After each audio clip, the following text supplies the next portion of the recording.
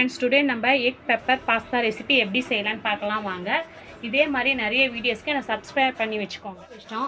கொஞ்சமாக ஆயில் ஊற்றிக்கலாம். குட்டி குட்டியாக பூண்டு வந்து ஒரு 4 பல் எடுத்து நறுக்கி வச்சுருக்கேன், அதை போட்டுடலாம். இதில் இப்போ நான் பெரிய வெங்காயம் 2 எடுத்து நல்லா குட்டி குட்டியாக கட் பண்ணி வச்சேன், இதை போட்டு நல்லா வதக்கி விட்டுடலாம்.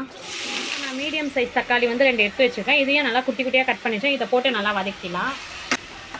Masala line by line add பண்ணிக்கலாம். இப்போ நான் தனி மிளகாத்தூள் கொஞ்சோண்டு ஆட் பண்ணிக்கிறேன், கரம் மசாலா கொஞ்சோண்டு ஆட் பண்ணிக்கிறேன், லைட்டாக கொஞ்சோண்டு ஆட் பண்ணிவிட்டு நல்லா இதை வதக்கி விட்டுடலாம்.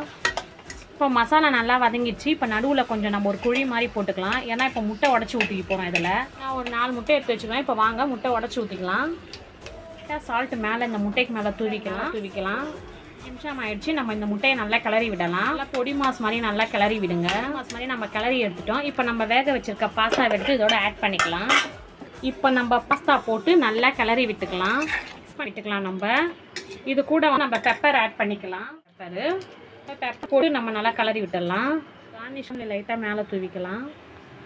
Egg pepper pasta ready. நீங்கள் கிட்ஸுக்கு வந்து மார்னிங் பிரேக்ஃபாஸ்ட்டாகவும் கொடுக்கலாம், ஈவினிங் வந்து ஸ்நாக்ஸாகவும், நைட்டுக்கு டின்னர் ஆகும் நீங்கள் எடுத்துக்கலாம். ஷேர் பண்ணுங்கள், சப்ஸ்கிரைப் பண்ணுங்கள்.